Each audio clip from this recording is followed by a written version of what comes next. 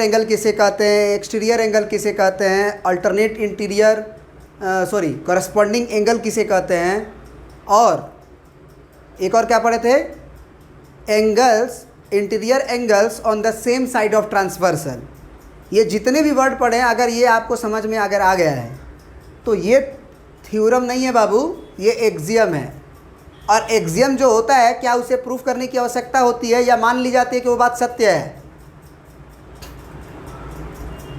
Axiom उसे ही ना कहते हैं जो यूनिवर्सल सेल्फ प्रूव्ड स्टेटमेंट होता है, माने यूनिवर्सल ट्रूथ है वो। तो बस एक्सियम को समझ लेना है कि वो कह क्या रहा है। अगर ये समझ में आ जाए कि वो क्या कह रहा है तो उस एक्सियम का हम लोग थ्योरम को प्रूफ करने में अप्लाई करेंगे। कोई भी थ्योरम को प्रूफ करने में उसका यूज करेंगे कि ये बात तो हम जानते हैं, ये यूनिवर्सल ट्रूथ होता है। तो ये क्या कह रहा है, इसको पढ़िए। एक्सियम 6.3 क्या कह रहा है? कह रहा है कि if a transversal intersect two parallel lines, एक ट्रांसवर्सल दो पैरेलल लाइन को इंटरसेक्ट कर रहा है, नॉन पैरेलल लाइन को नहीं। मतलब कि पहला लाइन एल है और दूसरा लाइन एम है, तो ये दोनों लाइन को इंटरसेक्ट कर रहा है एक के लाइन मान के चलिए। तो ये बोला है कि अगर लाइन एल और लाइन एम अगर पैरेलल होगा, कह रहा है कि if a transversal intersect two parallel lines, माने पैरेलल लाइन को अगर इंटरसेक्ट करेगा, then each pair of corresponding angles is equal. तो जितने भी करस्पॉन्डिंग एंगल का पेयर बनेगा वो आपस में इक्वल होगा। तो एक बात बताओ, सबसे पहले तो सब एंगल का नामकरण कर देते हैं। इसको 1 बोल देते हैं, इसको 2 बोल देते हैं, इसको 3 बोल देते हैं, इसको 4 बोल देते हैं, इसको 5 बोल देते हैं, इसको 6 बोल देते हैं, इसको 7 बोल देते हैं, इसको 8 बोल देते हैं। अब तुम बताओ कि इस एक्सियम की मदद से ये क्या कहना चाह रहा है? ये कहना चाह रहा है कि इफ़ एल पैरेलल अगर एम होगा, देन अगर लाइन एल एम के पैरेलल होगा तो हम क्या कह सकते हैं, कौन कौन सा एंगल बराबर होगा? Each pair of corresponding angle, मतलब एंगल 1 का करस्पॉन्डिंग एंगल कौन हुआ? तो ये बराबर हो जाएगा, एंगल 1 जो होगा वो 5 के बराबर हो जाएगा। और एंगल 2 का करस्पॉन्डिंग कौन होगा? तो एंगल 6 आपस में बराबर होगा। हम बोले एंगल 3 का करस्पॉन्डिंग कौन होगा? तो वो एंगल 7 के बराबर हो जाएगा। और एंगल 4 का करस्पॉन्डिंग कौन होगा? एंगल 8। तो ये अगर ये बराबर कब होगा? ये बराबर कब होगा? जब पैरेलल होगा तब। अगर एल लाइन ऐसे हो और एल लाइन ऐसे हो तब नहीं होगा, तब बराबर नहीं होगा। याद करो एक एक्सियम जो हम लोग पढ़े थे, लास्ट पोस्टुलेट जो पढ़े थे, पोस्टुलेट लास्ट वाला पोस्टुलेट, उसमें क्या पढ़े थे कि दो लाइन का एक तरफ का एंगल अगर एक तरफ के एंगल का सम 180 डिग्री से कम हुआ तो वो लाइन उधर ही की तरफ जाके मिल जाता है, याद है? और वही बोले थे कि यार दोनों एंगल का सम अगर 180 डिग्री हो जाए, इधर भी और इधर भी, तो वो कहीं नहीं मिलता है। तो वहीं से पैरेलल लाइन का कॉन्सेप्ट उठ के आता है। तो यहाँ पे एक कॉन्सेप्ट ये है कि अगर एल लाइन एम के पैरेलल होगा तो जो कॉरस्पॉन्डिंग एंगल होगा वो आपस में बराबर होते हैं। ये एक्सियम है, इसे प्रूफ करने की आवश्यकता नहीं है, ये मान लिया जाता है कि ये सेल्फ प्रूफ्ड स्टेटमेंट है। तो एक बार फिर से हम कॉरस्पॉन्डिंग एंगल को समझा देते हैं कि किसे कहते हैं। कॉरस्पॉन्डिंग एंगल बराबर होना का मतलब हुआ कि कॉरस्पॉन्डिंग एंगल किसे कहते हैं ये जानना। कॉरस्पॉन्डिंग एंगल का मतलब होता है कि अगर माने जैसा नीचे वैसा ऊपर, बस इतना याद रखोगे ना, बस हो जाएगा। जैसा नीचे वैसा ऊपर। तो अगर हम एम के ऊपर अगर मान लो एंगल 5 ले रहे हैं, एम के ऊपर 5 ले रहे हैं, तो एल के ऊपर वाला एंगल को ही लेंगे, नीचे वाला को नहीं लेंगे। यानी कि 5 के लिए हम 1 बोलेंगे। अब कहोगे कि सर ऊपर तो 2 भी है, तो हम कहेंगे कि ये देखो ये के लाइन था, उसके राइट साइड में 5 था, तो ये जो 1 और 2 में 2 जो के एक साइड हो गया, तो इधर वाला को नहीं लेंगे, उधर वाला को लेंगे। तो 5 का 1 कॉरस्पॉन्डिंग होगा। उसी तरह से अगर हम 4 अगर एंगल ले लें तो 4 एंगल एल के नीचे है, तो नीचे भी नीचे के ही बात को होगी, जैसा ऊपर वैसा नीचे, जैसा नीचे वैसा ऊपर। तो अगर एल के नीचे हम 4 लिए हैं तो 8 लेंगे, काहे कि एम के वो नीचे है और के लाइन के RHS में है। उसी तरह से अगर एंगल 3 लेंगे तो वो लेफ़्ट साइड है के लाइन के, तो लेफ़्ट साइड में तो 6 है और 7 भी है, तो 6 को नहीं लेंगे, 7 को लेंगे। काहे लेंगे? काहे कि ये जो लाइन एल है उसके नीचे था 3, तो एम के नीचे होना चाहिए 7। उसी तरह 2 ऊपर है, 6 ऊपर है, राइट लेफ़्ट अपना देख लेना। क्या ये बात समझ में आ गया? चलिए, ये एक्सियम समझ में आ गया। तो इसके आगे जो है वो थ्योरम है। अच्छा, एक और बात बताओ, अगर लाइन मान के चलो ऐसे हो गया और ये पैरेलल लाइन है, तो ज़रा बताओ तो इसमें हम कर दिए, इसको 1 बोल दिए, इसको 2 बोल दिए, इसको 3 बोल दिए, इसको 4 बोल दिए, तो कौन कौन एंगल बराबर होगा?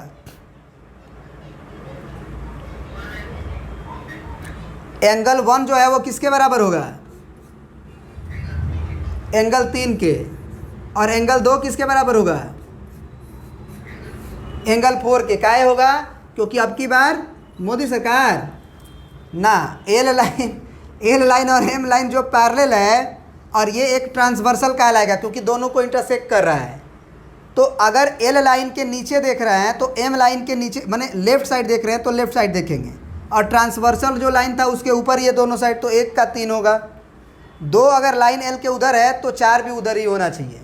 तो इस तरह से आप बहुत सारा फिगर बना के, अगर ये पैरेलल है, चलो इसको बोल देते हैं 1, इसको बोल देते हैं 2, इसको बोल देते हैं 3, इसको बोल देते हैं 4, इसको बोल देते हैं 5, इसको बोल देते हैं 6। बोलो 2 एंगल किसके बराबर होगा?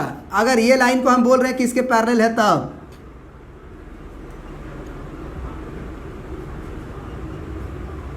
दो एंगल किसके बराबर होगा? एंगल 3 के।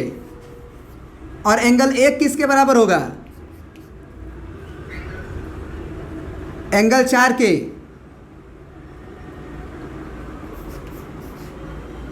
क्योंकि ये ऊपर है इसके, तो ये भी ऊपर है, ये इस लाइन के इधर है तो ये भी इसके इधर है।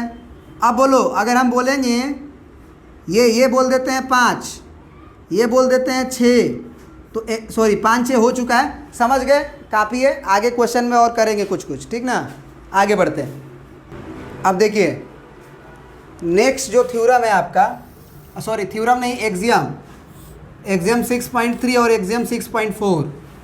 6.4 एक्सियम है तो इसे भी प्रूफ करने की कोई आवश्यकता नहीं है, ये सेल्फ प्रूफ स्टेटमेंट माना जाएगा।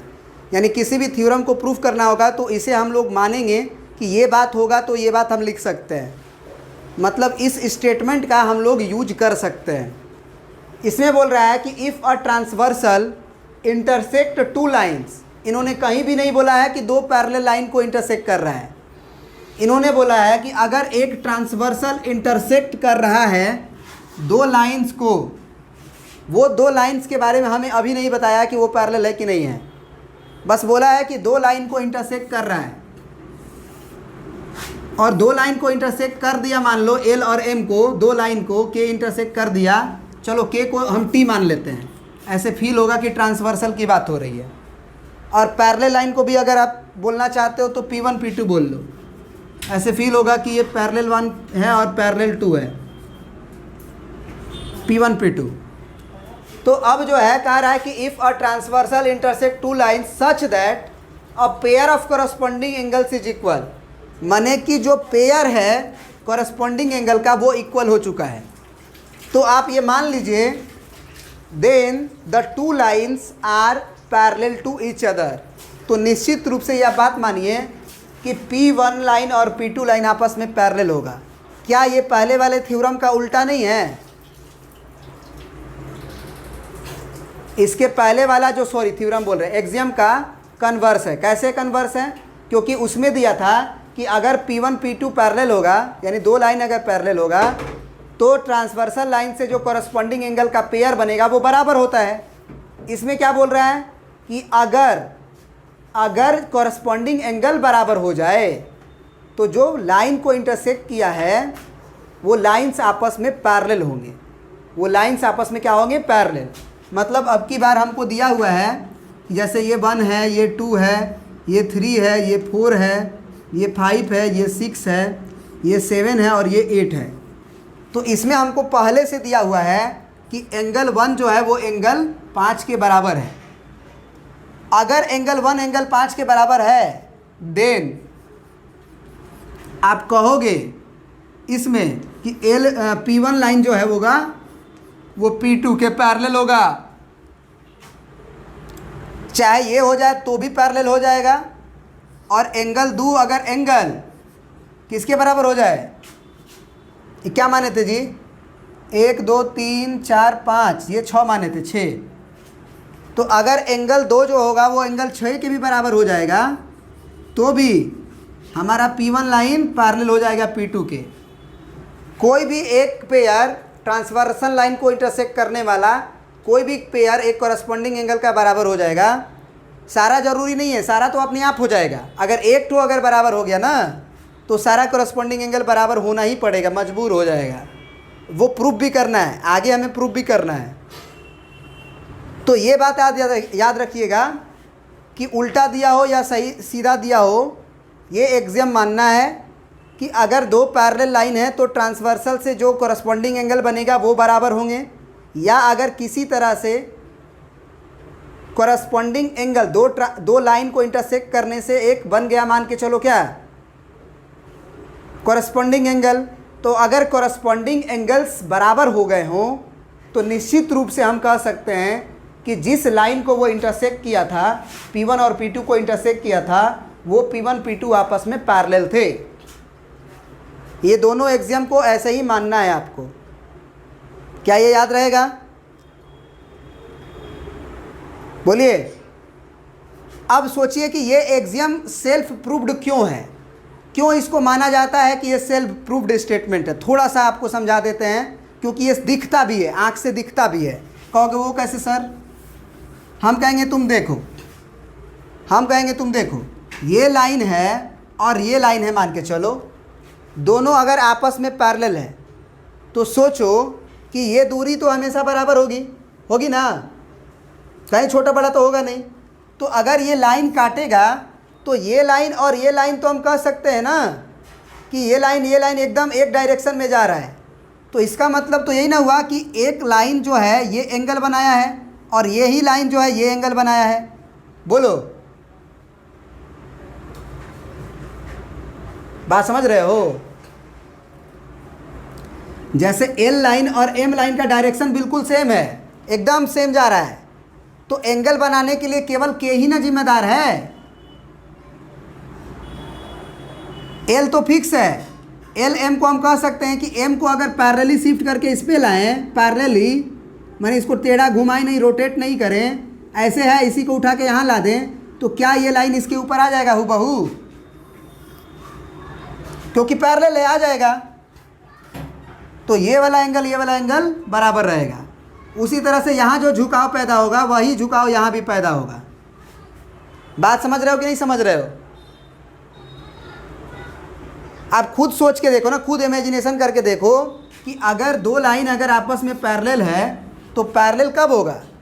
निश्चित रूप से अगर एक ट्रांसवर्सल लाइन कटे तो अगर ये वाला एंगल बना इसके और इसके बीच में, तो ये ट्रांसवर्सल जो बनेगा ये इसके साथ भी एंगल सेम बनाएगा ऊपर के तरफ। यानी कि आप ये कह सकते हो, क्या कह सकते हो? सब सिंपल हो गया। अब तो सब तो सिंपल हो गया ना, सब क्या हो गया? सिंपल हो गया कि अगर कोई भी दो लाइन हो अगर पैरेलल होगा तो निश्चित रूप से एक ट्रांसवर्सल अगर इस लाइन L से अगर जितना एंगल बनाएगा वही ट्रांसवर्सल दूसरे पैरेलल लाइन से भी उतना ही एंगल बनाएगा। और अगर कोई तीसरा भी ट्रांसवर्सल कोई तीसरा भी एंगल तीसरा भी अगर मतलब साइड आ गया जो इसी दोनों के पैरेलल है तो उसके साथ भी एंगल वही बनाएगा। और जैसे ही तुम क्या करो, इसको छेड़ दो मतलब एक ऐसा लाइन ले लो जो LMN के पैरेलल नहीं है, कुछ ऐसा ले लो, LMN के पैरेलल नहीं है। अब जरा देखो तो ये एंगल और ये एंगल बराबर तुमको लग रहा है?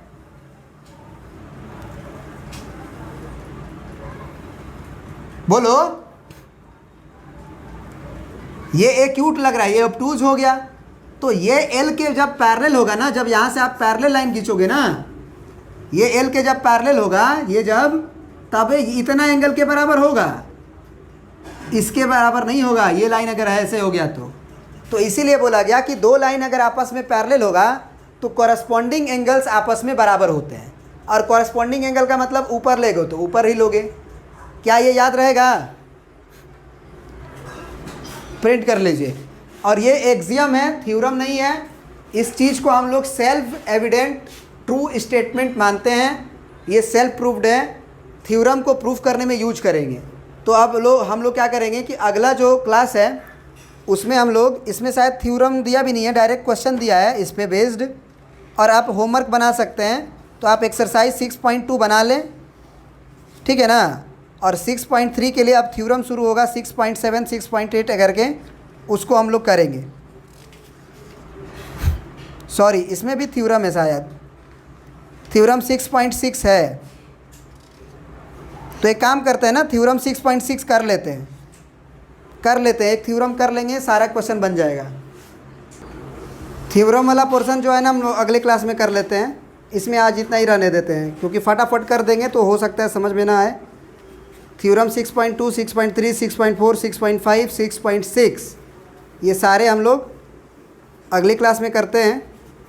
आज इतना ही, ठीक ना। आज थ्योरम को बनाइए, समझिए, ओके। और आर एस अग्रवाल का क्वेश्चन बना लेना तुम लोग सब, लाइन एंड एंगल वाला।